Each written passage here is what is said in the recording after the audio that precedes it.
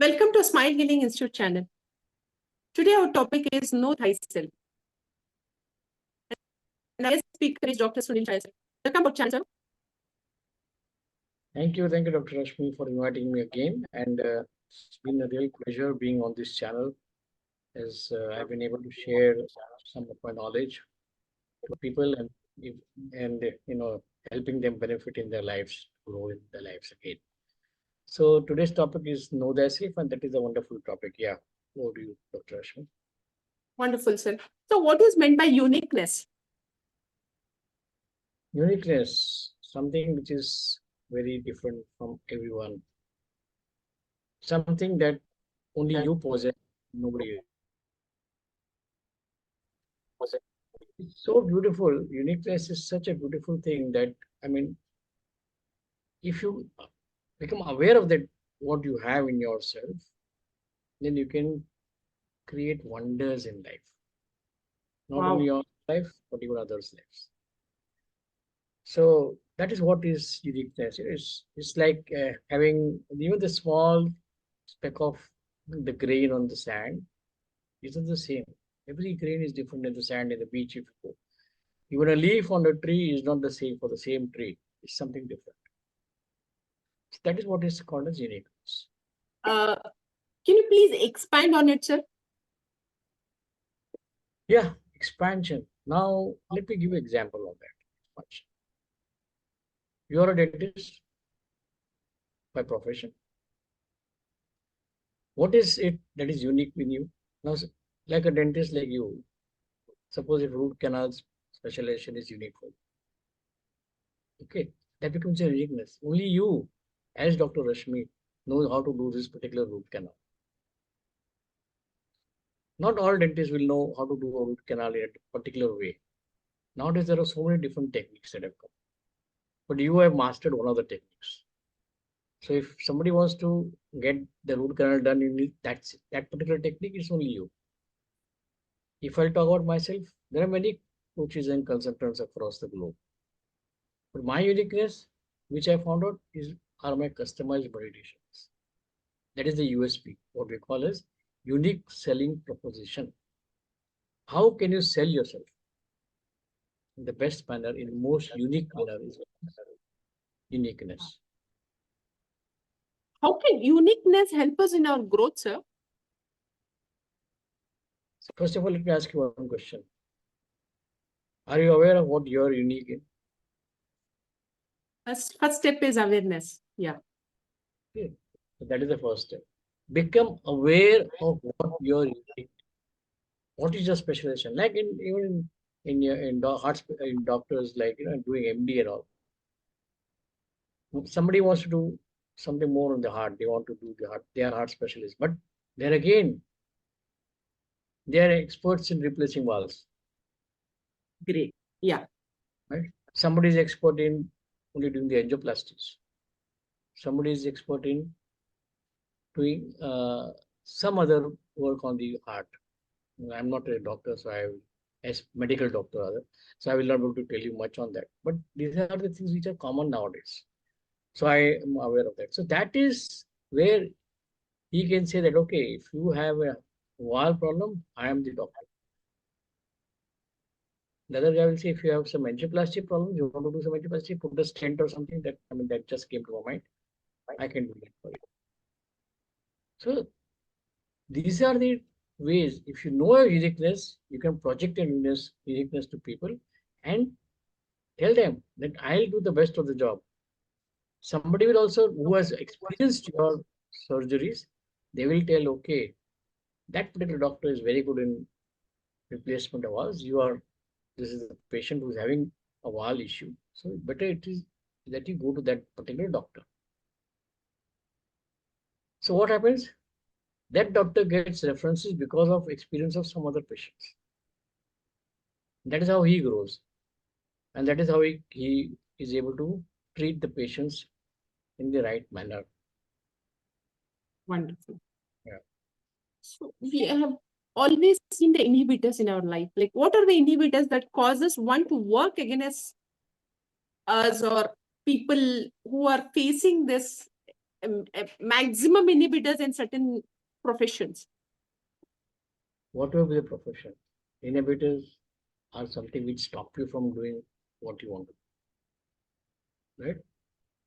Let us go back to that chapter on Gita, where Arjun came in and stood in the center of the battlefield, and he simply sort of collapsed because of he got a stroke of depression.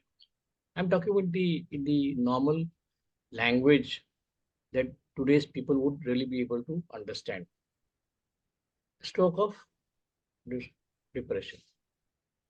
So Arjun asked him, "What's the matter? Why are you feeling so depressed? Why are you feeling as though you can't do anything in life? You have to simply get up and start working and start, uh, you know, fight in the battle. That's all. That's your job." He says, "No, Krishna, my problem is I am so much worried that I have to fight against all my nephews, my cousins, my uncles, my gurus, my mentors. And you tell me just simply get up and start fighting with them or start a battle on this field. I can't do that. I'm not whether I'm able to even pick up my bow and arrow and point it to them. No, it's difficult.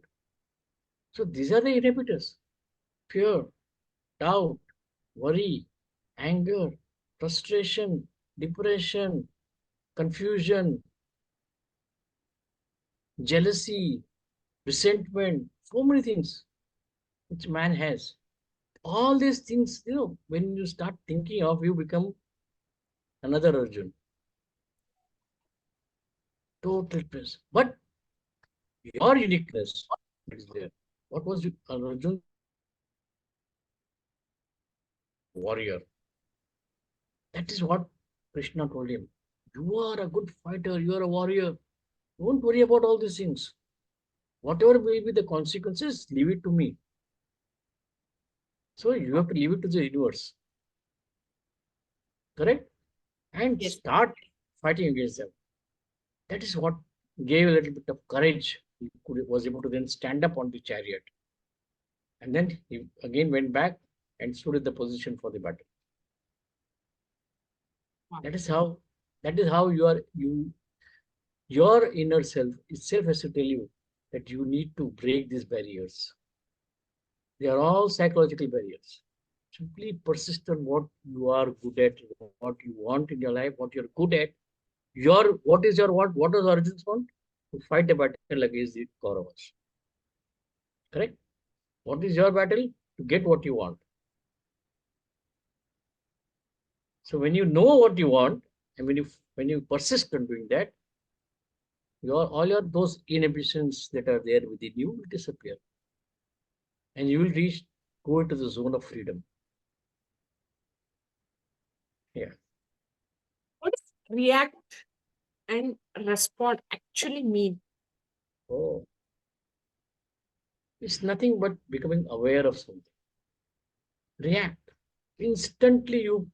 We give our comments or give our instinctively we tell out something. We have we argue with somebody. That's reaction, and normally reaction is negative. They create a negative environment. Okay, because when you react, you are not going through a thought process. You're not being you're only trying to see that something has happened and I need to comment on that. That at that instant you get the thought of taking the action. That action normally turns out to be negative for both the people. So you have to become aware that you are not really doing what you want, so you are reacting to a situation. But when you start becoming aware, there are 7 levels of awareness. And you see, God has made something beautiful. There are 7 chakras in your body, the main chakras in your body. There are 7 colors in the rainbow. There are 7 uh, musical notes in sargam. So beautifully done. So that is the power of 7. And one more thing. When you ring a bell in a temple, if it is made of the right metal, which is normally the case, if it remains in your, if you go on hearing that sound for 7 seconds continuously, of that, if it remains there and the sound goes, that your 7 seconds. So after you reach the 7th level, that is the time when you start responding. Responding means it's very good, I'll tell you. React means the outside is controlling you. And respond, you are controlling the outside. That's the difference. Wow. What is meant by, we have already read in so many books, so many scriptures says that you are a co-creator, you are a co-creator. So what exactly is the meaning of you're a co-creator? Co-creator, who is the creator first of all? Let me ask you that question. Who is the creator? Almighty? Almighty, the universe. Yeah. No, in the Whatever 11th we chapter, name it to, whatever we name it, we may name it idol, we may name it some, irrespective of the aspects. yes, yes. So I'll go back to the Gita and I'll just tell you about the 11th chapter in the Gita, where Lord Krishna, you know, shows his magnanimous form. And when that's only to Arjuna he shows. So when Arjuna sees that, what does he see? The whole universe within him. Yes. Same way, you are the whole universe. Everything is within you. It's only you need to tap it. How do you tap it? By connecting yourself to your spiritual side. That is not spirituality, it's your spiritual side. See, the Lord has given us so many beautiful faculties to work on, which we are not using, especially after a certain age, around age of 10 or so. We are using more of our logical and the left brain that we call. We are not using the other side of the brain, which is always connected to your spiritual side. Exactly. Lord Krishna is always giving you information, but you are not able to pick up. He's telling you do this, do that. Those informations are the truth that you need to get because it is coming from your spiritual side. It is coming from the universe. The information is always coming from the universe. The Lord is always giving you the information. But Very true, very true. you are disconnected from it. What you need to do? Connect yourself by way of meditations, by way of yoga, by way of pranayama. Connect yourself to that.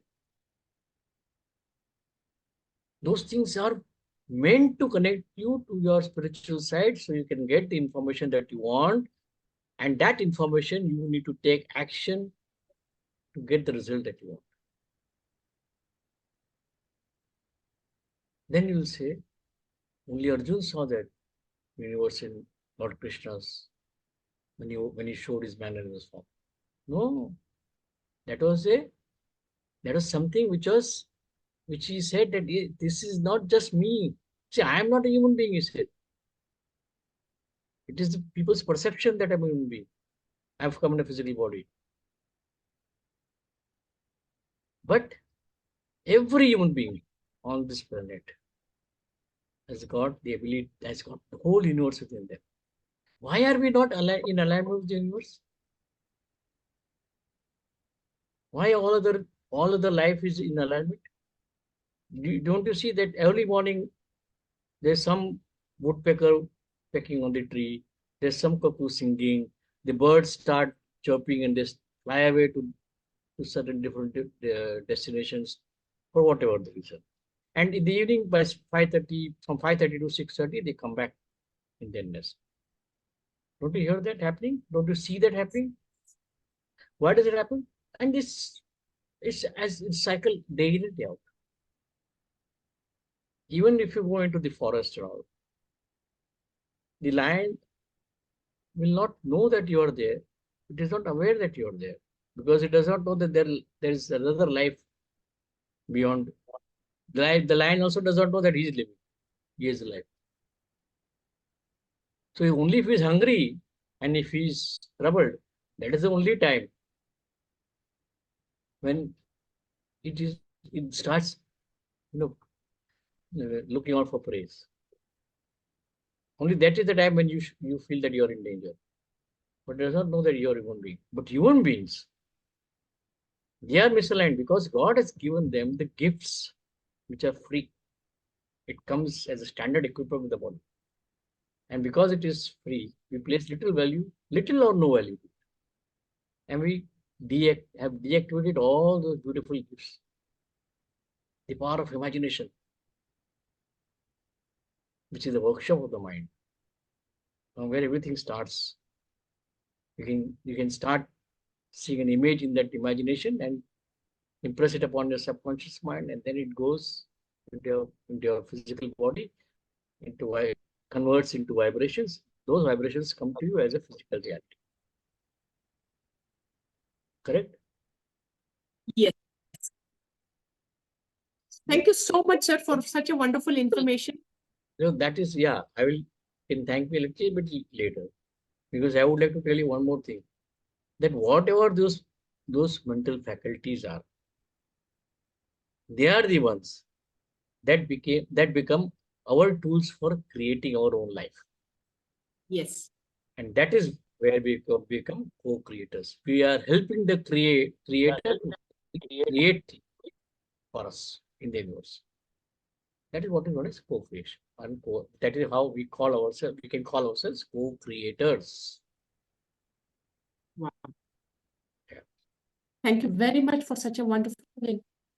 It was really informative. People will not be aware of the uniqueness. They'll be in the general format perspective of their mindset. And thank you very much for all the subscribers to be part of our channel. Thank you very much for all your feedbacks and love, support, and endurance. Thank you very much, sir. Thank you. Thank you so much. And I'll be very happy to share some more knowledge of whatever things that all the subscribers would like to have. Yeah, thank you. Thank you. I'll do that to the best of my ability. Thank you.